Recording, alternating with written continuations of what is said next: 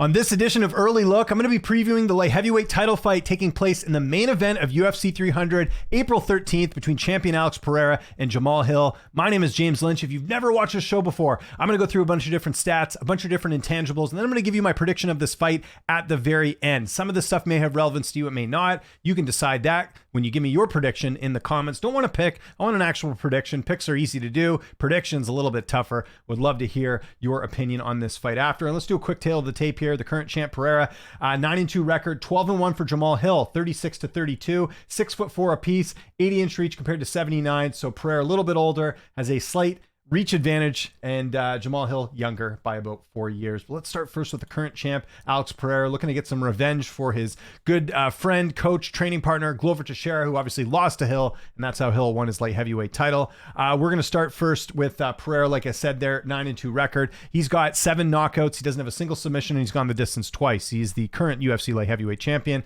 Like I mentioned there, 36 years old, 6'4" with an 80-inch reach, so only have a 1-inch reach advantage in this fight. He's a black belt in kickboxing, whatever that means, but that's on the wiki page. He's a former Glory middleweight and light heavyweight champion. He's part of Team Teixeira, and he's also the former UFC middleweight champion. He's got performance of the night 4 times against Andre Michelina, Sean Strickland, Israel Adesanya, and Yuri Prohaska.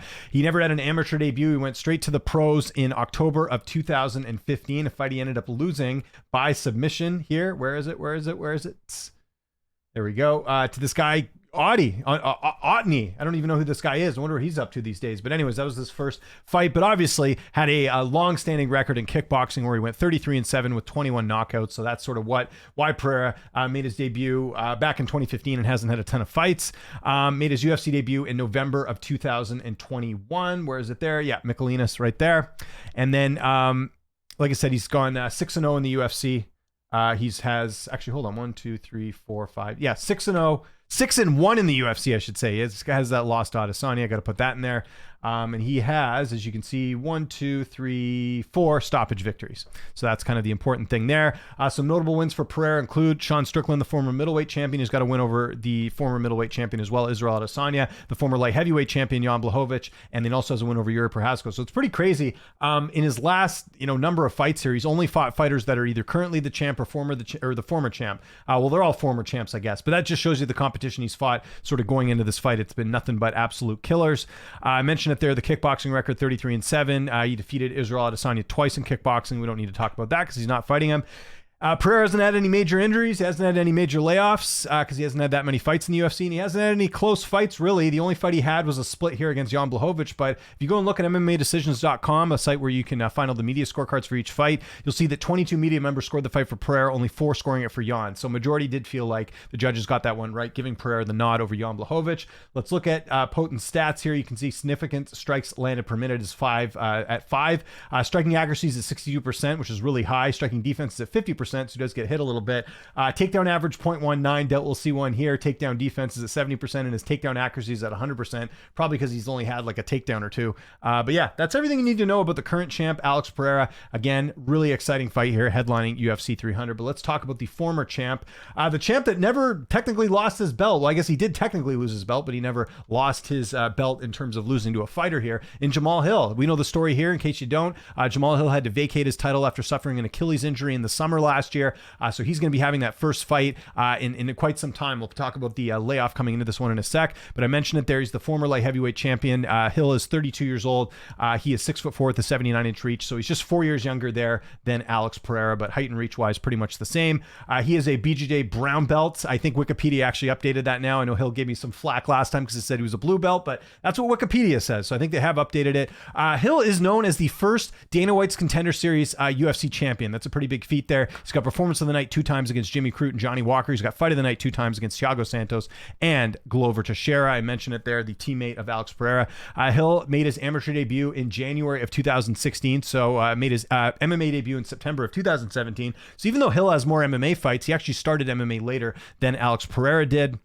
Made his UFC debut in January of 2020, a fight against Darko Stosic. way back when, where he won a decision in that fight. Some notable wins. I mentioned it there. He's 6-1 in the UFC with one no con. Actually, sorry, he's 7-1 in the UFC. Let me just double check the math here. 1, 2, 3, 4, 5, 6. So yeah, no, I was right the first time. 6-1 should really be 7-1 because one of those was a no contest against Klidson Abreu, something where he got busted for marijuana, which is silly. Come on, let's get real here. That should be a win for him there. So that should be another finish. Like I mentioned, notable wins there: Jimmy Crute, Johnny Walker, Thiago Santos, and Glover Teixeira. It's only losses to Paul Craig. Paul Craig, one of those weird guys, just has some big wins. He's also got a submission win over Magomed Ankalaev as well too. So the layoff going into this fight is the longest of Hill's career. Going from Glover Teixeira to Alex Pereira, there's going to be a 448-day layoff. That's a big thing about this fight. We saw Yuri have a long layoff going into his fight with Pereira, and he ended up getting knocked out. So maybe the same will happen here. We'll see as we sort of move along here. That was an Achilles injury he suffered while playing basketball last year during International Fight Week. I know because I interviewed Hill at International Fight Week, and then the day later we find out he's injured and out of any potential fights. So that was a pretty big bummer there. Hill's stats, let's talk about those. 7.31 significant strikes landed. So it's actually his strikes landed per minute is actually higher than Alex Pereira. Mind you, he's had more fights in the UFC. Striking accuracy is at 54%, striking defense is at 47%, so he does get hit a little bit. Takedown defense is at 73. He's not attempted any takedowns, as you can see there, and I don't think that'll happen here either. Let's look at the odds for this fight. Well, I like to look at all the books here. So if you look at most books, most of them as I can't spell Pereira properly. Most of the books have Pereira as a slight favorite here, about almost not 2-1, but like -150 around there. You can see overall about -150, Hill being the underdog in this fight, which is understandable. I mean, if you look at this on the surface, Pereira's been more active. He's got that devastating knockout power. He's coming off a big win over Yuri. There's a lot of, like, I understand Pereira being the favorite. I don't have any disagreement. And let's be honest here, he's a really popular fighter in the UFC. Like, the Pereira fans is something new that I haven't experienced before. I've just seen it over the last year, and they're definitely out in full force a lot of the time there. So that's kind of interesting as well. Let's look on Tapology like we always do. The fan voting, again, doesn't cost you anything to put in your pick here. So, again, people could be picking how they want to pick, but you look at it there, 74% of people picking Alex Pereira, 26% picking Jamahal Hill. So who am I going with in this fight? Well, going to be going against the grain, guys, kind of like I did in his fight with Glover Teixeira, and that is going to be Jamahal Hill. I'm going to take him in this fight. Now, look, I know it's a risk picking him here because of the fact he's coming off that injury and coming off the layoff, and let's talk quickly about the optics of this. This was supposed to be on UFC 301. I think everyone would have been happier to be on that card. Obviously, they needed a main event for UFC 300. We kind of know at this point that Dana White was kind of scrambling to put something together with the simple evidence that John Jones was asked to headline this card not that long before they booked this fight. So it seemed like the UFC was kind of scrambling to put something together. So you move this fight up a month or a bit. Is that enough time for Jamahal Hill to recover? I'm not a doctor. I can't tell you. I'm supposed to be interviewing Jamahal here soon, as far as like an interview. So hopefully I'll get some insight there. I mean, listen, even if it was a case of he wasn't ready to come back, he's not going to say that in the interview. He'll say he's ready to go. You don't want any excuses before you even go in. You even have that excuse, that's probably not going to go well for you in the fight there. So yeah, that's a bit of a concern as well. But anyways, the reason I'm going Jamahal Hill here, first, let me just give you my actual prediction. It's Jamahal Hill third round knockout. Now here's why. Okay, a couple things. First and foremost, kind of the obvious one, most of Hill's wins are by knockout, 57%. I like Hill's movement. His striking's really good. We just talked about the output there. He is putting guys away. His last fight, he actually didn't put Glover Teixeira away, but Glover Teixeira is another guy that's been tough to take out as of recently. I know earlier in his career, in his UFC career, there were a couple guys that had knocked him out, but overall, Glover pretty tough to take out. Even Yuri Prohaska wasn't able to knock him out. I think Yuri actually submitted him, right? If I'm not mistaken, it wasn't a knockout. Yes, correct. So again, even a guy like Yuri who's got some serious knockout power couldn't finish Glover. Jamahal, had his moments, but he goes the distance. But again, that couple things we learned from the Glover fight. We know that he can take a punch. Glover hit him pretty good. We also know that Jamahal Hill can go 5 rounds. So if there's any concern with that, I don't think this, like I said here, I don't think the fight goes 5 rounds, but I do think Hill does get the knockout. Pereira has been knocked out before. I think that's a clear thing here. Jamahal Hill, if you look at his resume here, never knocked out. Well, I guess technically they count this as a TKO loss, but it was just a submission loss there. Jamahal Hill's actually never been knocked out clean. So I don't know why they have it listed as a knockout. It should be a submission. I guess because it was an arm injury, strikes from guard, but that wasn't really a knockout. It was more like his arm broke and Hill just stood there and, kind of took the punishment there. So anyways, let's call it like it is. Pereira has been knocked out cold. Israel Adesanya did that. Hill has not. Pereira's also older. Listen, at some point he's going to slow down. And I know it's not a huge age gap there, 4 years, but still 36. What's that stat? Everyone over 35, they don't seem to perform too well. We can throw Pereira in that category as well because he's 36 now. Now, like I mentioned, the layoff for Hill, the Achilles injury is concerning. Is he coming back too soon?